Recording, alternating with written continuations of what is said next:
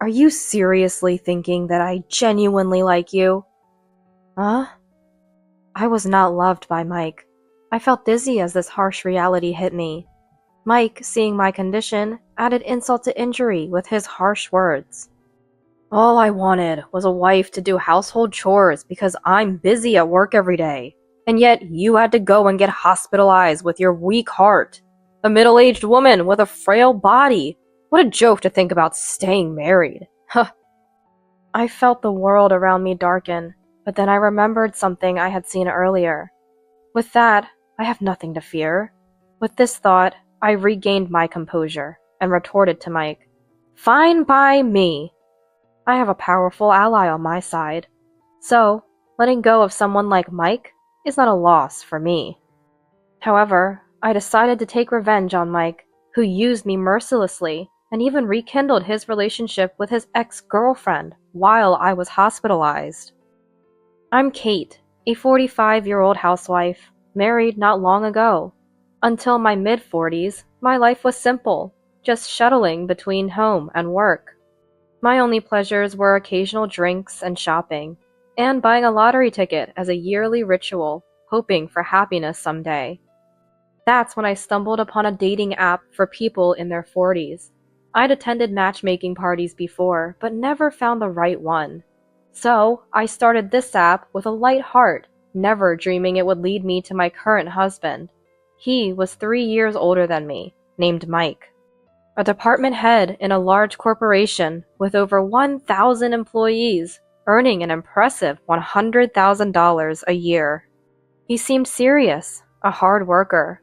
Curious why such a great guy was still single, I casually asked him on our first date.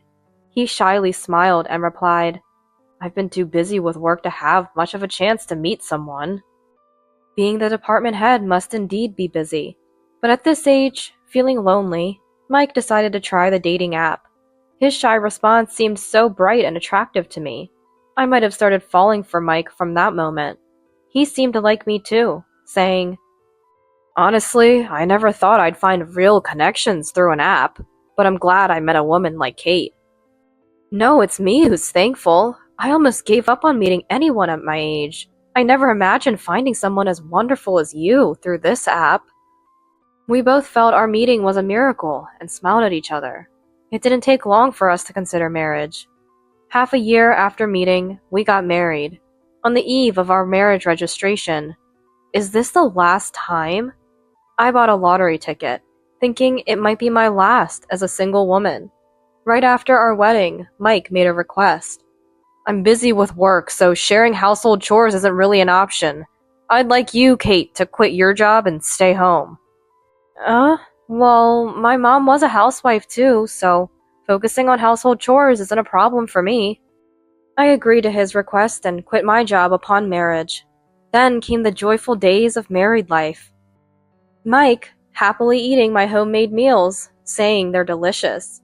Those days of lonely meals felt like a lie. But little did I know that happiness would be so fleeting. Within a month of marriage, Mike's attitude changed dramatically. Initially, he'd come straight home after late work, but lately, he often returns past midnight. Even when I wait with dinner ready, I already ate, don't need it. He says, I wish he told me sooner. I'd silently clean up the prepared meal, feeling hurt. On the rare occasions he ate at home, he'd complain about the dishes. Tired from work and you serve me grilled salmon? My least favorite. How can I eat this? Make a meat dish. But there's no meat today. I'll make a meat dish tomorrow. Please bear with it today. If there's none, go buy some. I want meat. Make it now. Despite the late hour, I had to rush to the nearly closing supermarket to buy meat. Mike's arrogance wasn't just about meals. No matter how carefully I cleaned, he always complained. Tall Mike would run his finger along high places like the top of a large bookshelf. You still left dust here, he would bellow. He pointed out spots I couldn't reach without a stool, as if to harass me for being short. I can't reach such high places often. I'll do it on weekends, so please don't point it out every day. Even when I said that, Mike would retort with a look of disdain. Leaving high places dusty until the weekend, huh? Sure, people really are useless. His belittling of my height hurt me, but I couldn't talk back, not knowing what he'd say next. So I had to endure silently, no matter what he said. Taking advantage of this, Mike complained about every household chore I did. He would just lie around, always claiming to be tired.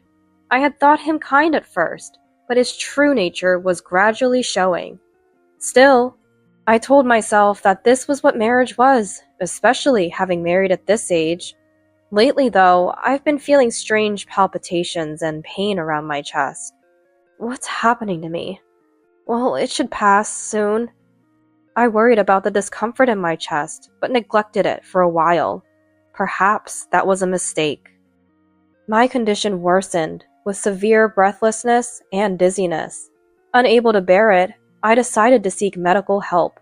The symptoms turned out to be from a stress-induced heart condition. The constant mental stress was severely damaging my health. I had to be hospitalized. Preparing for hospitalization, I returned home to inform Mike, but instead of concern, he frowned and said, "What? A long hospitalization? What about the house? Who's going to do the chores?" "I'm sorry for the inconvenience. Please manage with takeout or deli food. Laundry can be done with the dryer, and I don't think it'll get too dirty with just you." "Hey, are you saying I have to do all the chores? That's impossible. I'm too busy." "I'm sorry. It's just until I'm discharged." I pleaded desperately, but Mike remained sullen. "Great. A half-wit who can only do chores now needs hospitalization? Really useless. Remember this when you get back." Mike hurled insults at me as I began to prepare for hospitalization alone. I felt guilty, as if I was running away from the situation, though I knew it wasn't my fault. The next morning, still sullen, Mike went to work without seeing me off. Alone, I headed to the hospital with my belongings. Mike never visited me in the hospital. I had brought everything, suspecting he wouldn't come. The hospital room felt incredibly lonely. To distract myself, I surfed the internet on my mobile. That's when I received an odd message. It was from Mike, but the content left me stunned. "Betty, I love you. I'll be off work soon, wait for me."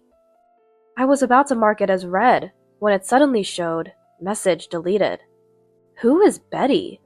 It was a gentle message, unlike any he'd sent me. Could Mike be having an affair? As the anxiety crossed my mind, my chest began to hurt sharply. I hastily pressed the nurse call button.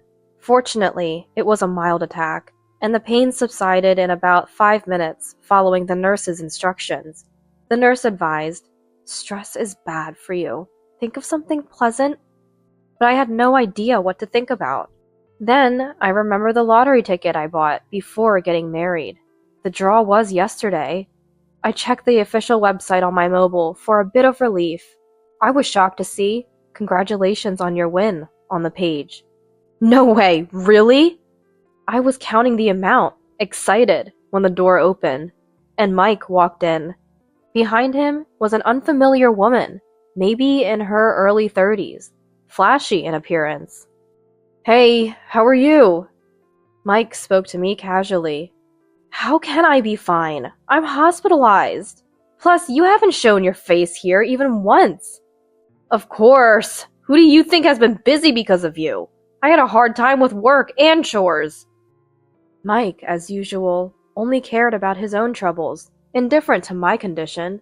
I replied with a puzzled expression. "Oh, I see.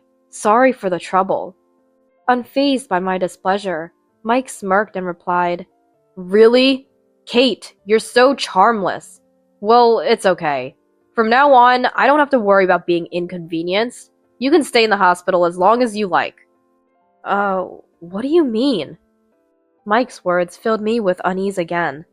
Then, Mike, with an arrogant look, put his arm around the shoulder of the woman behind him and said, "Because she'll be taking care of me now. Right, Betty?" Betty was the name in the earlier message. She smiled while snuggling up to Mike. Who is she? That woman. You're surprised, huh? Since you're useless, I contacted Betty, my ex-girlfriend. She still likes me, so she came right away. Mike boasted about it. I tried to stay calm and asked, "Oh, an old acquaintance came to help? Sorry for the inconvenience. I need to stay in the hospital a bit longer." Mike and Betty burst into laughter at my words. Is this woman a bit crazy? She doesn't understand anything. Well, can't be helped. She hadn't had a man until her mid-40s. Mike and Betty looked at me with mocking eyes. I understood very well what was happening. They were having an affair. I wanted to say that, but it would only strain my heart more. So I responded calmly, but Mike said something outrageous. Anyway, I don't need a weak middle-aged woman anymore. From now on, I'll be with Betty. He said this while presenting me with divorce papers. He wanted to divorce me. I couldn't hide my shock, even though I tried to stay calm. Why? You're with your ex-girlfriend whom you once broke up with. You married me, and now you want to get back together? I asked Mike that, and he replied with a look of disgust. Do you seriously think I genuinely liked you? Huh? I was never loved by Mike. I felt dizzy as this harsh reality hit me. Mike, seeing my condition, added insult to injury. That's why. All I wanted was a wife to do household chores because I'm busy at work every day. And yet, you had to go and get hospitalized with your weak heart. A middle-aged woman with a frail body. What a joke to think about staying married. Huh. The world around me grew even darker. But then I remembered something I had seen earlier. With that, I have nothing to fear. With this thought, I regained my composure and retorted to Mike, "Fine by me." Mike was surprised by my unexpected reaction. Huh? You're really okay with this? You have nowhere to go without me. Don't pretend to be tough. I'm not pretending. Just make sure to file those divorce papers properly. I signed the divorce papers handed to me and returned them to Mike. Alright, I'll take care of it. I'll submit them tomorrow. Mike said this, but still looked puzzled. Betty stared at me with disdain and smirked. I thought you'd resist more, given your dire situation. But you can't compete with my youth and beauty, can you? That's right. I'm proud to have Betty, the popular one at the club, all to myself. I always thought a woman like her would dump an older guy like me. I was always loyal to Mike, even when I was the most popular at that club.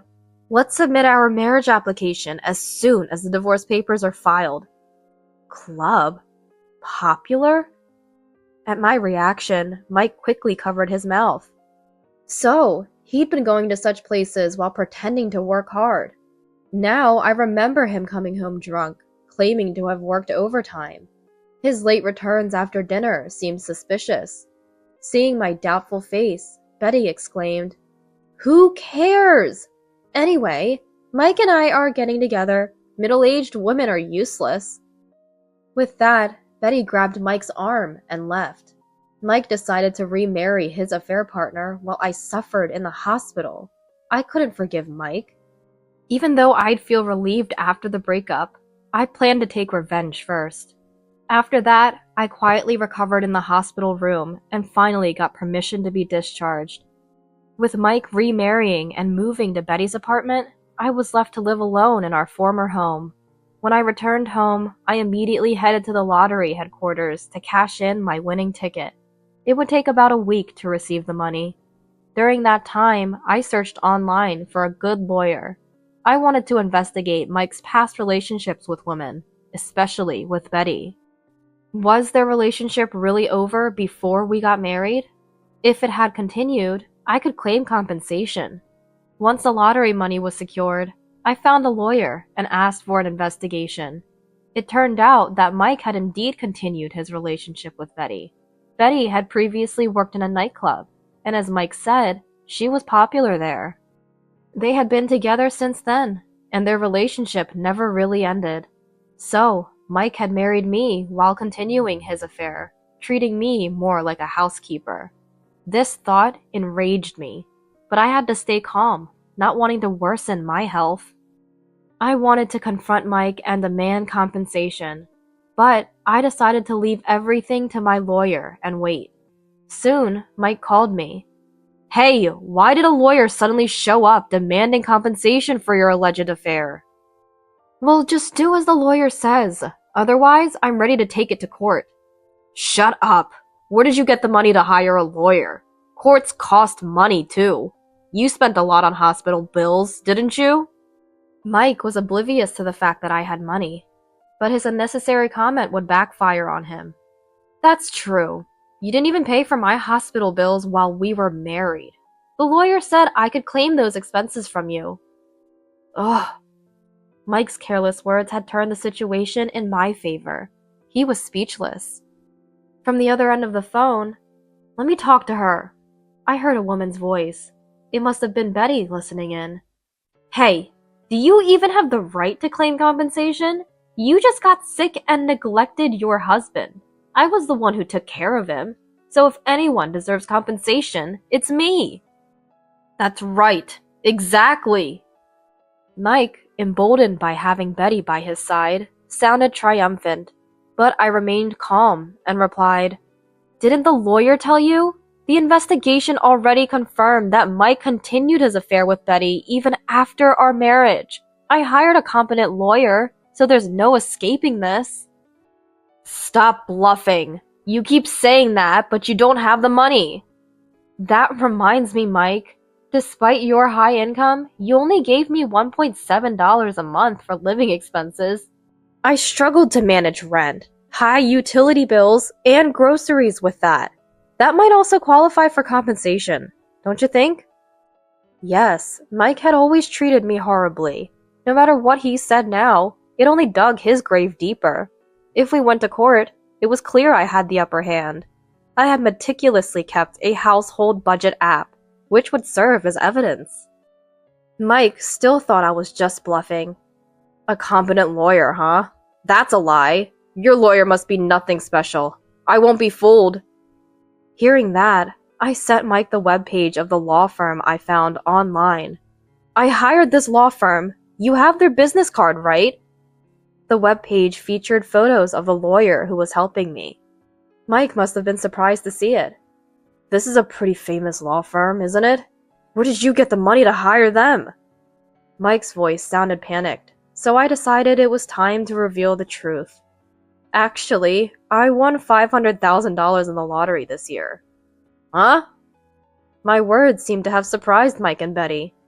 "You're lying, right? I never heard about you buying a lottery ticket."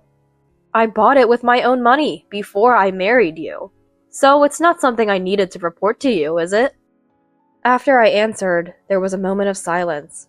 Then Mike, sounding panicked, said, "You're at home, right? I'm coming over right now." I wondered what Mike would do coming over now. About 20 minutes later, Mike arrived at my house alone. Surprisingly, he looked cheerful. "Kate, I came to talk about the division of assets."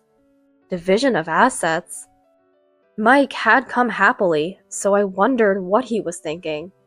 I was dumbfounded by his ridiculous claim. "The lottery ticket was bought before marriage, but you cashed it in after we were married, right?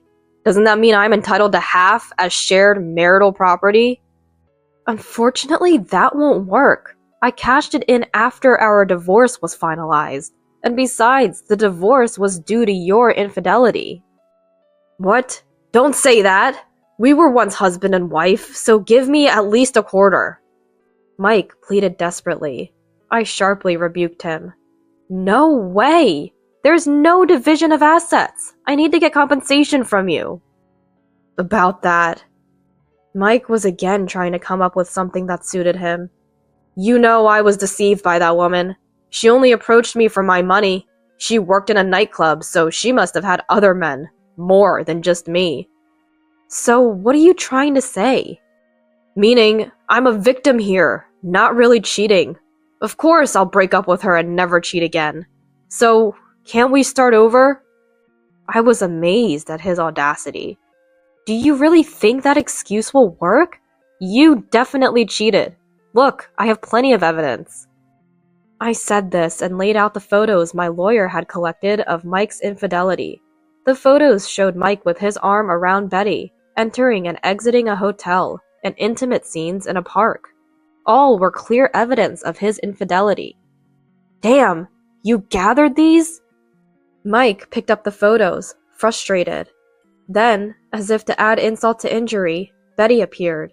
Apparently, she had followed Mike and was hiding nearby. Hey, Mike! Who said I deceived you? You were the one crying and begging me.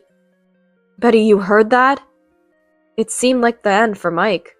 Betty, having heard all of Mike's selfish reasoning, was furious. Don't look down on me because I worked in a nightclub. I've always loved Mike, even after we broke up. What will you do about these feelings? I'm sorry. Mike was now dwarfed by 2 angry women. I was so happy when you came back to me. You trampled on my feelings, so I'll ask for compensation too. Hey, why should I pay compensation to a mistress? A mistress? We were legally married, even if it was for less than a month. Well, it started as an affair. Seeing Mike's desperate face, I almost laughed. Mike, women's hearts aren't so easily swayed. Mike looked utterly disheartened by my words.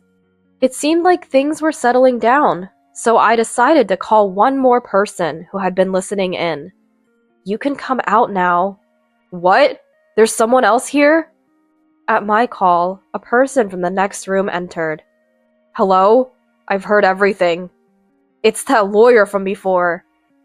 Yes, this lawyer had told me to contact him anytime something happened. So when Mike said he was coming over, I immediately contacted him. The lawyer entered my house quietly through the back door and had been waiting in the next room. Mike, as Kate just told you, you have no right to any division of assets. Regarding the compensation, Betty's case will also be added, so we'll reconsider that. Upon hearing this from the lawyer, Mike was stunned into a daze. With this, everything was resolved, and I felt relieved. Afterward, I received compensation from Mike and settled the property division based on half of Mike's income during our marriage. Mike ended up divorcing Betty and now lives alone. However, his company, a strict major corporation, became aware of his infidelity and successive divorces, leading to his dismissal. It seems he had been under scrutiny by his superiors for his flashy relationships with women. This latest divorce scandal quickly leaked out.